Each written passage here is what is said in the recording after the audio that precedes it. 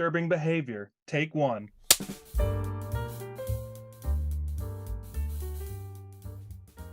Welcome to Crosscut, a movie review slash trivia challenge show hosted by yours truly, Josh, accompanied by my co-host, co-captain, and co-director, Chris. Chris, how we doing today? What's up? All good here. How about you? Doing pretty good. Just got home not that long ago. Just saw Scream 6, and yeah, I'm definitely in the mood to talk some horror. Not that horror, but a little bit of different horror today. So, yeah, should we just get into it? Yeah, let's go for it. All right, perfect. So, today we are taking a look at Disturbing Behavior, a horror mystery sci-fi movie written by Scott Rosenberg, directed by David Nutter. It stars James Marsden, Katie Holmes, and Nick Stahl, just to name a few.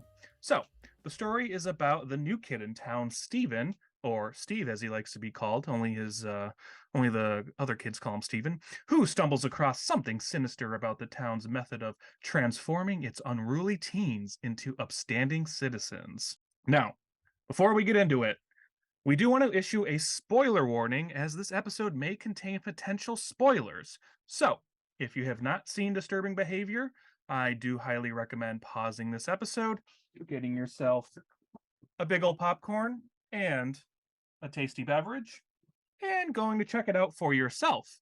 For everybody else, let's begin. All right. So, Chris, let's do it.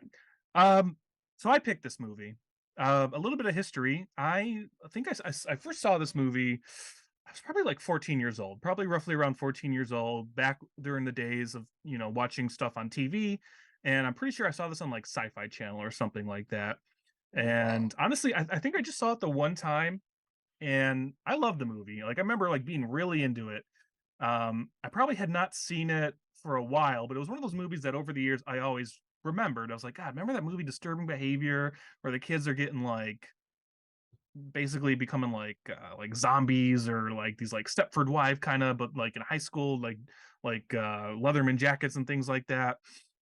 So I was finally like, you know what? I really want to rewatch this movie again. And after rewatching it, initially, I still like it. I still really like this movie. One thing I did notice, and one thing that I did kind of learn about, is that this is a pretty short movie. It's like 83 or 84 minutes, which that's pretty short. I mean, even for a horror movie. But I found out that this movie is actually has like a way longer director's cut that was unreleased, and I guess this movie had some not production trouble, but some like or basically like distribution issues. So originally they did a lot of test screenings, and the original test screening, the original cut is like 115 minutes. And you'll probably notice this in the movie. There's like a whole backstory, or there's a whole subplot with the brother who like killed himself, and there's like little flashes of the brother played by Ethan Embry.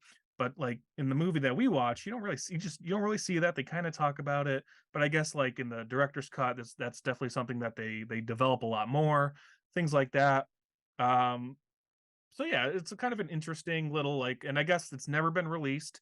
I think like a handful of people have been able to see the director's cut. Somebody actually did a fan cut, put the deleted scenes in the regular movie, posted it on like YouTube, but fortunately it's gone now, so you can't watch that. But yeah, I mean, out there somewhere there might be a longer version of this movie. But you said you had never seen this movie, so what did you think? Well, I mean, yeah. First of all, when you mentioned it, like, okay, disturbing behavior. What's that about? So, Hmm. okay, 98. Like, whoa. Okay, this is gonna be a very 90s movie. I'm expecting Hmm. all the cliches, the cringe. You Which it know, has some of that. It does have some of that. uh, There's scenes where I think it's they go to the mental asylum, and right, right. they're escaping, and they're like running down the hallway, and there's Oh, some like 90s song playing. it's not a score, it's a 90s band playing. Yes. You But I know, kind of love it. Like I love that era. And this movie kind of falls in that post Scream era of like when movies were coming out with it's like the high school kids, and there's like some kind of slasher, like every movie's like a slasher. And obviously like this was 98, Scream is 96. So I think it just kind of fell into that, that post Scream. let's get these attractive, I mean, Katie Holmes, she's probably, I think Dawson's Creek was already out at that point. So she was like a big name. Let's just get these attractive people. This kind of falls into the umbrella of like the urban legend. I Know What You Did Last Summer. Those kinds of movies. With a little bit of a different story to it, some mind control going on. Oh yeah.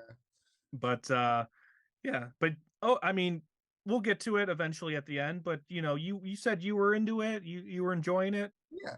Yeah, I definitely got into it. It did hook me right away. It was like Mhm. very like old school scary movie kind of thing where the park the car and all that all Mhm. those scenes, and then yes, I did predict a lot of stuff. That's probably Sure. just by years of just Mhm. watching movies all the time. Plus, we're filmmakers, so it's kind of like we Mhm. already know what's gonna happen, Sure. you Sure. know. Yeah. But And we'll get to that, overall, we'll get to, the I guess, is it a twist or I mean, not really. It's you know, Um, for people that, I mean, obviously, if you're watching this now, you probably have seen the movie. But basically, it's these high school kids, and I think they're the most like '90s high school different groups of kids. There's even a scene where Nick Stahl, who's kind of the one who like the movie opens with him finding this like kind of inciting incident of seeing this mhm, guy kill this girl, and then he ends up killing one of the cops, and the one cop is covering it up, so he's like, okay, something's going on. So he's kind of the almost like the not the boy that cried wolf, but I feel like there's like a term for his kind of character. You know what I mean? yeah, but that's the closest you can compare it to. Yeah. Like he'll be like, "Oh, there's a conspiracy going on. There's Hmm. something going on," but no one believes him. Right. Everybody's You like, know, oh, he's just whatever. And of course, James right. Marsden's the new kid, and the first person he meets in the cafeteria is this guy with his best friend UV, who's who's great. He's got the best line in the movie. It's at Which the one? end. They're going to pick him up at the I think they just got out, when they get captured, him and Katie Right. Holmes, James Marsden, and they break out. Very Total Recall, by the way, that reminded me. I think that was like straight Total Recall Yeah, nod right there. that's it. But they finally break out, and he pulls up in the truck with his sister, and Oh, before he gets in, he closes the door. He goes, "Wait a minute." How what's do you the say, like, what's the what's the capital of capital of North North Dakota? Dakota? How the should I know? It's like, okay, Oh, man, come on in. Like that. okay. That's really funny. That actually made me laugh when I was rewatching it. Like I was actually laughing from that. So that's It made me laugh the first time, the second time, same thing. I'm like, yeah, okay, yeah, yeah. no, that was a good question. So yeah, Nick Stahl, his buddy UV. So Nick Stahl, he basically ends up about in the midway point, which I feel like we've seen this before. Did you ever watch the Fright Night remake, the one with Um, uh, Colin Farrell and Anton Yelchin, David Tennant? You've seen the original one, right? The vampire movie yeah, from I've the seen the '80s. Okay, original one. I'm not sure if I saw so the remake. they kind of do a similar thing that they do in this movie where um Chris Mintz Plaze, basically aka what's his name from Superbad, his character McLovin. He's the Okay, um one character from the original one who doesn't believe him, but they flip it in the Fright Night remake where he's the one that's like telling everybody like this is going on, and then throughout the midway point, he ends up becoming one of the vampires. And it's a uh, similar thing that kind of what happens in this okay, movie, yeah, where Nick Stahl, he's like, this stuff's going on. They takes him to that PTO meeting where his parents show up. He's like, oh man, great. Now I'm next. And of course, the next time we see him, he's now been turned basically. right. So, I gotta um, admit that I liked his character the most yeah. What do you from the think about? beginning. Yeah, I guess we're jumping shark or jumping ahead, but what do you think about that ending with him? All right, as soon as okay, new classroom, okay, someone's carrying it on, Uh huh. and as soon as I just saw like the low angle of just him walking, like it's gotta be him. Like you don't Yeah. see him in the other scenes when all that stuff's going on at the end. It was like Right. it's gotta be him. Right. Right. And as soon as he turns around, like, yep, I knew it. It was him. Yeah, and that was an ending that they reshot. Like that wasn't the original ending scripted, something Oh, that they basically like reshot to be like, oh look, this, sequel bait or whatever. But I don't think this movie made a ton of money at the box office, unfortunately. So there would be okay. no Disturbing Behavior 2. I'm surprised there wasn't even like a direct to like video, because like even then they would usually do like direct to videos of like these types of movies, but never really happened. I don't know. So all right. So what did you like mostly about the movie? What were the things that you were into? Okay. Well, let's see. Definitely the I was jamming to the music every Yeah. time, for Yeah. sure. You know, what I liked was that it kept going. It didn't really have any dull moments. Sure. You know, uh, I thought, it's okay. I see what's happening. They're the kids trying to fix everything. Like no parents because they're in on it.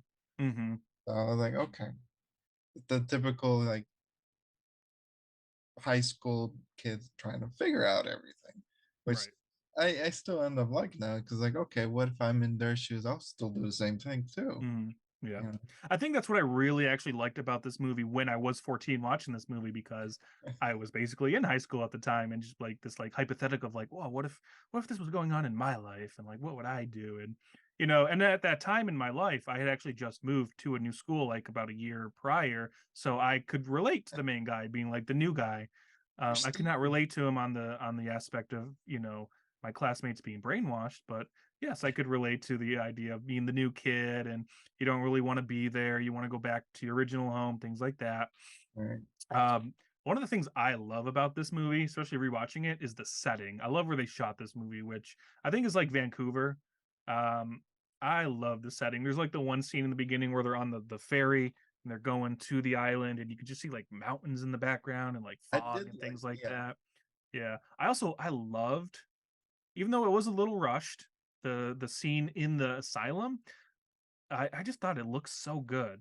Which one? Like, the first time they go there, and then I guess it's a different one, but when they take them to the room to get the brainwash, Yeah, there's like a scene where he breaks out and he's like in the hallway, and it just looks and it looks like an 80s aesthetic almost like an 80s movie, but obviously, 90s, but I kind of love the like like set. Yeah, like the art okay, direction, it just like, and also like you can tell this movie was shot on film, because when I was watching it, I could see the little film grains and things like that. yeah. So I love that. I love like the setting. I did like the characters, the high school kids. I think my favorite of the brainwashed high school kids had to be Chuck, the one that kept I remember the one that kept trying to hit on or get with Katie Holmes's I character. mean, Chug. Chug? It's No, Chug. Chuck. Chuck. It's Chug? The You're saying it's subtitle said Chug. Wait a minute. Hold on. I'm looking this up right now. I swear to God his name was Chuck. Chug? I mean, maybe. They even Hold say on. Chug. Oh, okay. Here it is. His character name is Charles Chug Roman. Ah, see, told So, you, Chug. but Charles, what's the short nickname for Charles? Chuck. Chug. Yes. Maybe they call them both. Or I just kept hearing Chuck. But I okay, kept hearing Chug. Chug, and they Anyways, yes, that guy.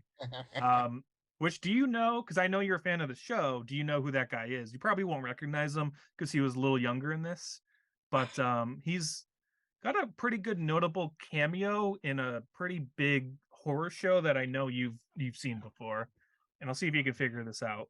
and I've seen him when he's older, right? So in the show, he's probably about 7 years older, and he has a beard. It's gonna I'll throw give me you off. a hint. He's part of a duo, like a team duo that wants to start their own show. Did you figure it out? Tucker and Dale versus Evil.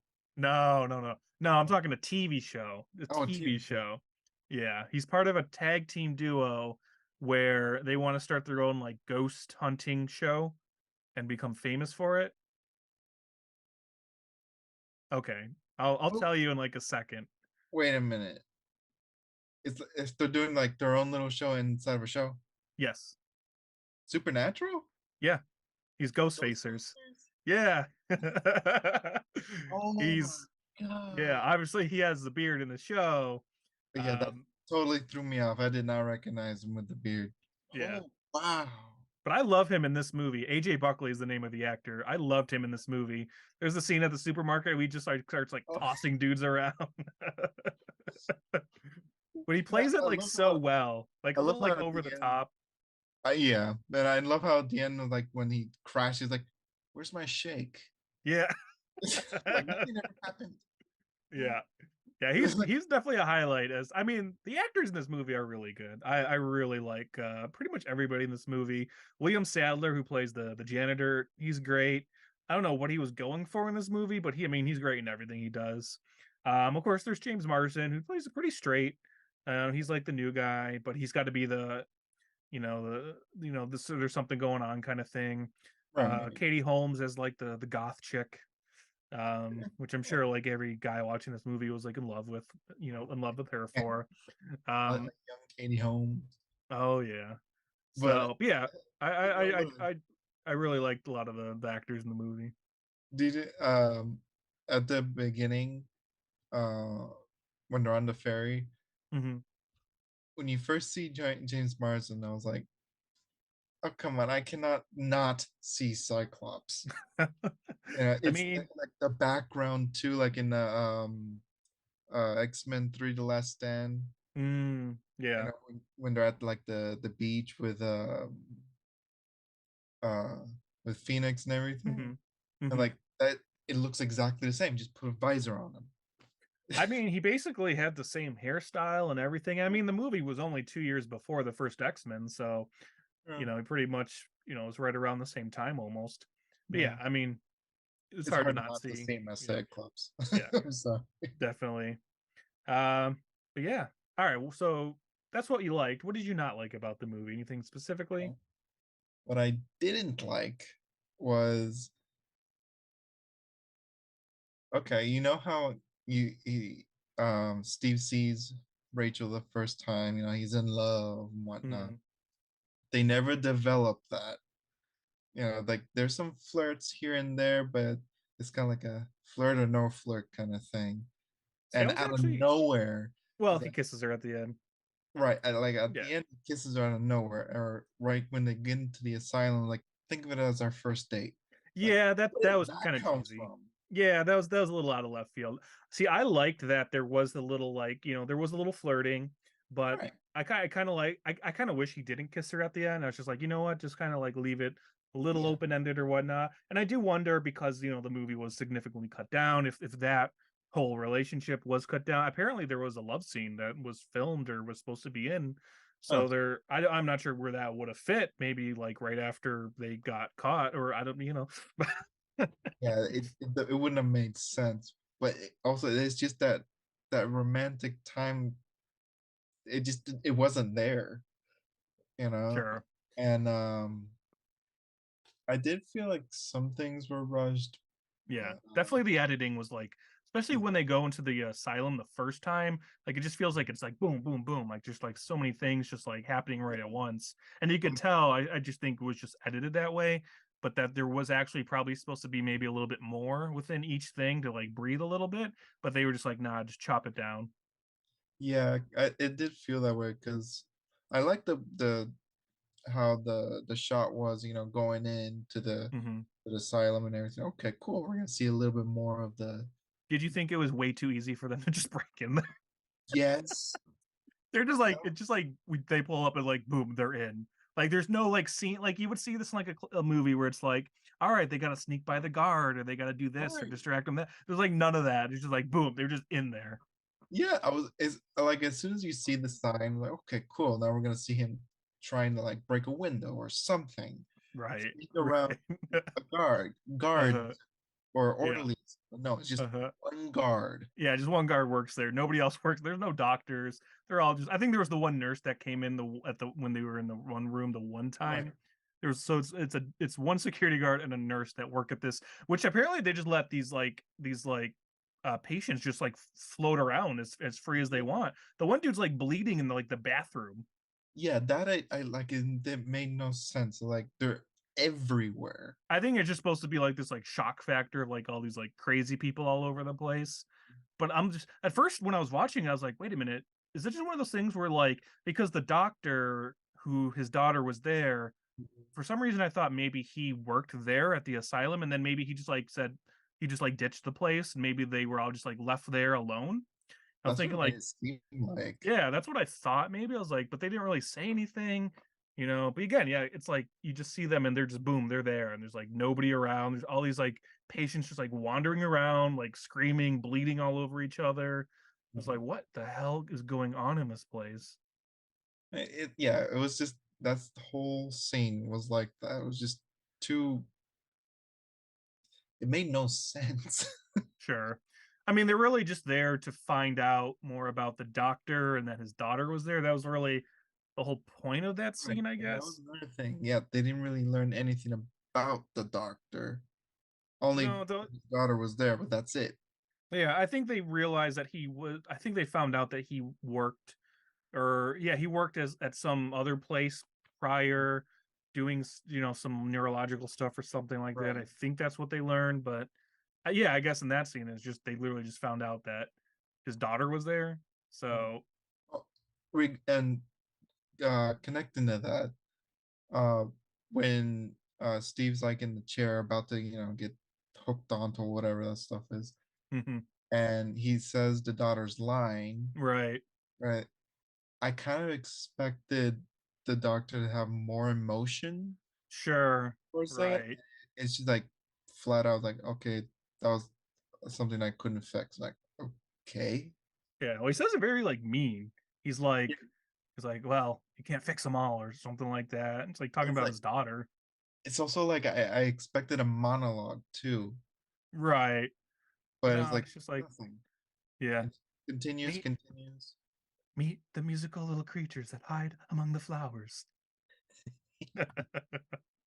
Yeah. Yeah, but yeah, I mean, definitely one of the things that stood out was the editing in that scene where they go to the asylum. It was very fast, and I do wonder with that extra half an hour or so if there was supposed to be more Right. there maybe, because I feel like the first half of the movie moved along pretty fine for the most part.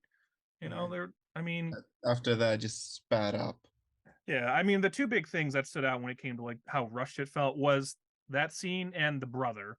I mean, obviously the brother, not even rushed, it's not even there. It's just like quick little flashes. Right. But you could tell that there was supposed to be something with the brother that was supposed to be there more, but it doesn't really give it levity in the scene where James Marsden's telling Katie Holmes, like, I had a brother once, and he gets real emotional, and it just doesn't really have that feel to it.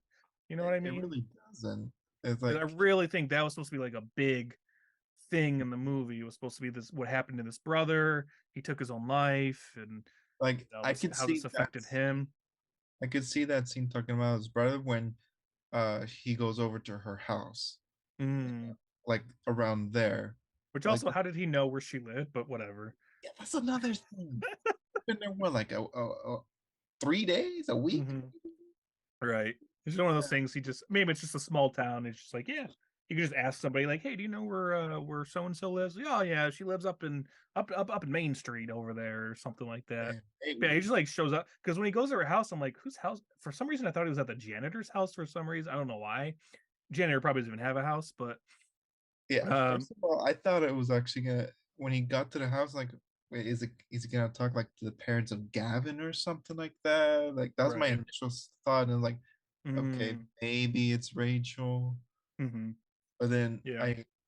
I when you see Rachel, she's all sad and depressed. Hmm. And like, okay, obviously there's something on that disc, but like I didn't, and I don't know, the emotions felt a little awkward. Which also him getting that DVD to her also doesn't make sense. That's kind of a weird thing because when you think about it, he went home knowing that they were probably waiting for him, but he still had to film it at home. Then he would still have to Well, render that DVD, get it back to the school. So how did Huh. he do that? Because they had to have caught him at home, the Or Nick Stahl character. or he, because he did say in the video that after he split with Steve, he went directly to the school, but he could have done it all at the school Mm, because the that's background looked like true. the boiler room that they're at. Oh, okay. All right. That's true. You know, So, but then and I since mean, it's a school, they have computers and all that stuff. So I imagine he just sure, did it quick. sure. But I guess why go home at all? Like, why not just like try to like hide out? But it seemed like he also kind of was like, I guess this is what's going to happen. Mhm. You know, he kind of like gave in at that point. Yeah, Um, so I was like, yeah, really? Come on. I also like I wanted to like see if some part in the movie where they could figure out how to fix them. sure. Like Right. Oh, right. Because there's a whole thing where he's like, you can't fix them, and yeah, he's gonna throw right. him off a cliff or whatever. So But I'm thinking like going back when James Marsden's character is like goes home and he's trying to find his sister. He finds oh, the one girl, like Lorna or something like that. I think yeah, that's her Lauren, name. Lorna, yeah, more Yeah, the blonde girl. Yeah. yeah, but like he knocks her out or something like that, and she starts, Right. Right. you know, Yeah. dysfunctioning. Like, Yeah. okay, so maybe they can play around with that and try to get Right. Gavin back. But no, Mm, it's like mm, that wasn't even out the window. It was just the one line he says. Maybe they can be helped. Like, no, they right. can't. Yeah. Which again, I mean, I don't know. It kind of reminds me of Get Out, where it's like, nah, they're just trapped in there, man. They can't. Right? There's nothing you can do. They're just gone. Um, All right. well, maybe there's something you can do. Who knows? That's why we needed a sequel. You know, disturbing Yeah, behavior too. Back yeah, to just reality. 30 years later, let's do it. Yeah. um. All right. Cool. So a couple quick things. Just IMDb rating for this movie. Mhm. 5.6. It's not great. It's not terrible. I mean, It's okay. you know, for a horror movie in the late 90s with its cliches, 5.6, that's okay. Rotten Tomatoes, it's got a 33% and then a 40% audience score. Yeah, I don't think this movie was very well received, at least this, you know, the theatrical cut that we saw. I'd love to, man. I would just love to be able to like hire a detective and just find that director's cut somehow. Unfortunately, I just don't think it's gonna ever be found. It's probably at the basement of the director. I don't think he has it because I think I read in whatever thing I was reading, it said no, he doesn't even have access to it. Because if he had it, he probably would like show it, but I don't Oh even know if he wow. has it. But apparently, like some employees, I think at like Fangoria were able to watch it at some point.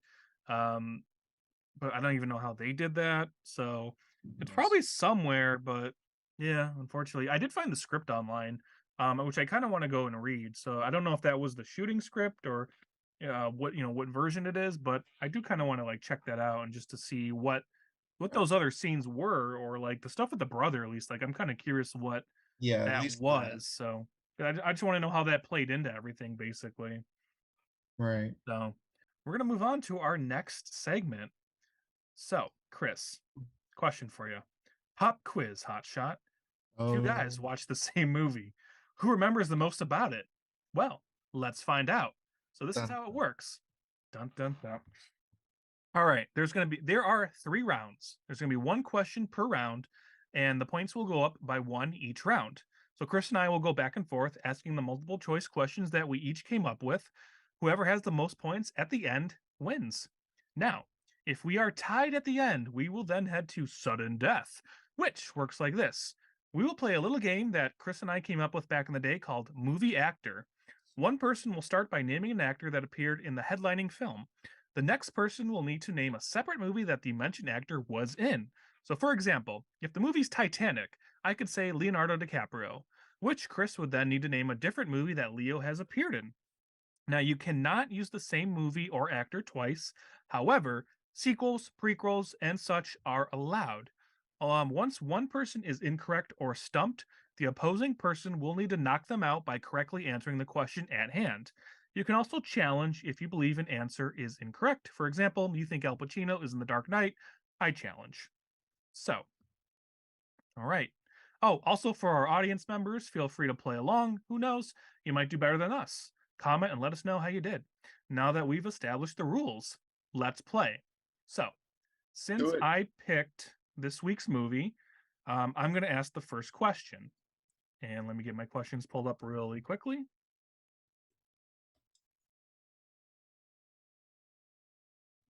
I got mine. All right. And I got mine. Okay. Let me know when you are ready. Go for it. All right. What city does Stephen and his family move from? Is it A, Columbus, B, Chicago, C, Syracuse, or D, Philadelphia? Action. Chicago. Correct the mundo. Ding, ding, ding, ding, ding. That is correct. Good job, Chris. That's 1 point for Chris. All right. Let's do this. Your question, sir. You ready? I'm ready. The janitor gave a name to his little sound machine. What was it called? A. Eradicator. B. Pulse Away. C. Ratto Detto. D. RT1000. Action. Was it C, the ratted, or whatever the C is? The Ratto Detto? Ratted, yeah. I'm sorry. That's There's the wrong answer. Eradicator. Ah, damn it. All right. All right, moving on to round 2. Here we go. What song does Dorian the janitor reference right as he drives off the cliff? Is it A, School's Out by Alice Cooper, B, Highway to Hell, AC/DC, C, Running with the Devil, Van Halen, or D, Another Brick in the Wall, Pink Floyd? Action. Another brick in the wall. Correct the mundo. Correct. Yep. Hey, teacher, leave them kids alone. Good job, Chris. All All right. So that's 3 points now for you. Your question. I got Dr. Caldecott was a doctor that specializes in what? A. Cardiology. B. Neurosurgeon. C. Neuropharmacology. Or D. Coroner. B, neurosurgeon. I'm sorry. That's the wrong answer. It's actually neuropharmacology. Oh, Rachel says it when she pulls out the records. damn. You definitely had more trickier questions than I do. All right. We're moving on to round 3. So you're up by 3. I have 0 points. I can still tie it. So I got to stump you here. If you get this correct, you win. Here we go. What is the school mascot? Is it A, beavers, B, badgers, C, gophers, or D, blue jays? Oh. Oh. I'm gonna go with badgers. Correct. Correct. Good job, Chris. That was a guess. Wow. I did not remember the mascot. So they never actually say the name. The name appears on Chug's jersey that he's wearing at the supermarket, and I think you see it a few more times throughout. So yeah, it's the Badgers. That was a good one. Well, congratulations to Chris for being our official first winner of Pop Quiz Hot Shot. Good job, Chris.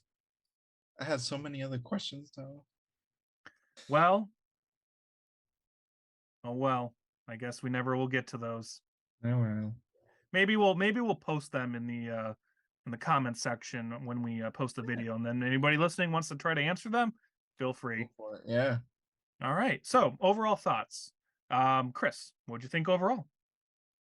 Like I said, overall, I love the movie. It was entertaining. You know, it has different elements of the story that moves on. Yes, there's a couple of things that I didn't agree with, but it doesn't matter because at the end, it was really a good movie. You know, it's one of those '90s movies. You know, okay, let's put it on. You know, why not? You know, you'll always yeah. I was gonna say I'm glad that I was able to introduce it to you, and I'm happy that I got to do the rewatch because I did enjoy it. You know, it's definitely it's a little out there. It can be a little over the top at times. But it was a lot of fun. Young James Marsden pre X-Men, Katie Holmes, right? In the height of like Dawson's Creek basically. Nick Stahl, who I think he's a great actor, and unfortunately don't see him as much anymore. You might know him mostly as John Connor from the third Terminator movie. Right. I know him from Sin City and some other things. Of course, like I said before, William Sadler's always great. Um, and then yes, Ghost Facer, AJ Buckley as Chug, not Chuck, Chug. So I guess I learned some. If you had done that question, you would have stumped me. So I would have Oh, said Chuck. Um, so yeah, I mean the actors are great. It's a fun story. It's a fun time. You know, if you have not seen the movie and you watch this anyways, definitely go check it out. I think you watched it on HBO Max, yeah. so it's on there. It's like yeah, again, it's it's 84 minutes. It's real quick. Mhm. I definitely think I might check out that script at some point just to see what those extra scenes were.